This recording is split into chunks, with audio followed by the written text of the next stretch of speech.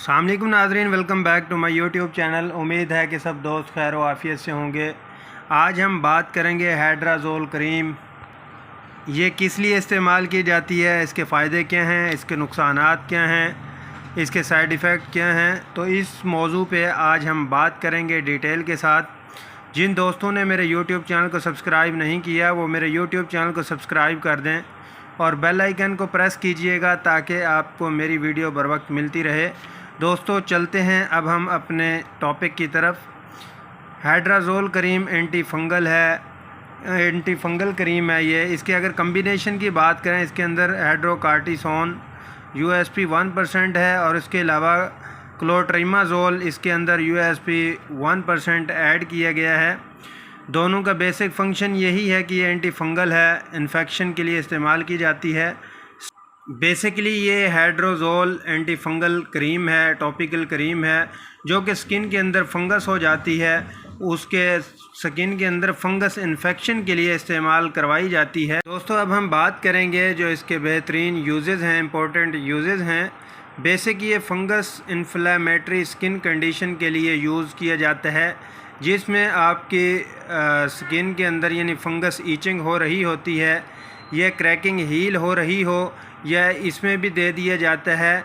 और इसके अलावा एक और डिज़ीज़ है जो पाँव में एथलीट फुट के नाम से डिज़ीज़ है, जिससे पाँव के टोस के अंदर फंगस इन्फेक्शन हो जाता है, जिसमें इस्तेमाल करवाई जाती है। और इसके अलावा दोस्तों इसको रैशेज़ में भी इस्तेमाल करवाया जाता है। और इसके अलावा फंगस डर्माटाइटिस जो है स्किन के, उसमें भी इसको इस्तेमाल करवाया जाता है। इसके अलावा बच्चों में नैपी रैशेज़ हो जाते हैं तो उस सूरत में भी आप इसको इस्तेमाल करवाए जाते हैं। पाँव की उंगलियों के अंदर जो फंगस इन्फेक्शन हो जाता है तो उस सूरत में इसको इस्तेमाल करवाया जाता है। बहुत ही ज़बरदस्त इसके रिज़ल्ट हैं हाइड्राज़ोल को। अगर आपको कोई भी फंगल इन्फेक्शन हो रहा होता है, लेग पे या पाँव पे हो रहा हो, तो उस सूरत में आप इसको इस्तेमाल करवा सकते हैं। अगर हाइड्राज़ोल क्रीम की प्रोटेक्शन की बात करें तो 2 साल से कम उम्र बच्चे में नहीं इस्तेमाल करवाई जाती, और उसके अलावा इसको वायरल इन्फेक्शन में भी नहीं यूज़ करवाया जाता। जैसा कि चिकन पॉक्स हैं, चिकन पॉक्स के बाद जो निशानात ये ज़ख़म दाने रह जाते हैं तो उस सूरत में भी इसको इस्तेमाल नहीं करवाया जाता। इसके साथ साथ कुछ बैक्टीरियल इन्फेक्शन होते हैं जिनमें इसको इस्तेमाल नहीं करवाया जाता। और इसके अलावा स्किन के अंदर एक्नी वगैरह हों जिसको, उसमें भी इसको इस्तेमाल नहीं करवाया जाता। और इसके अलावा जिनको स्किन में सीवियर प्रॉब्लम रहती है तो उस सूरत में भी इसको इस्तेमाल नहीं करवाया जाता।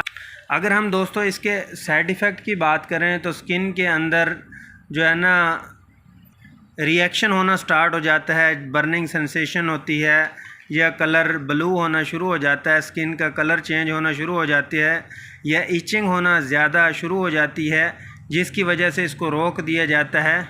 या स्किन के अंदर स्वेलिंग होना शुरू हो जाती है तो उस सूरत में भी हाइड्राज़ोल का इस्तेमाल नहीं करवाते, क्योंकि वो स्किन के अंदर रिएक्शन कर रही होती है।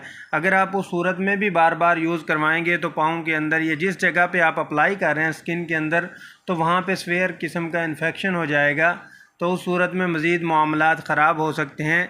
इसलिए रिएक्शन की सूरत में हम इसको इस्तेमाल नहीं करवाते।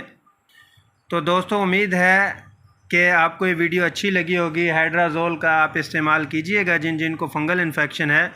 तो अगर रिएक्शन की सूरत में अपने मौजूदा डॉक्टर के फ़िज़िकल वेरिएशन करवाएं ताकि उनको पता हो कि इस क्रीम के इस्तेमाल से इनको ये इन्फेक्शन हुआ है।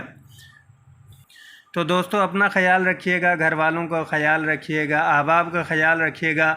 वीडियो को लाइक शेयर ज़रूर कीजिएगा। मिलते हैं नेक्स्ट वीडियो में, तब तक के लिए मैं इजाज़त चाहूँगा। अल्लाह नेगहबान।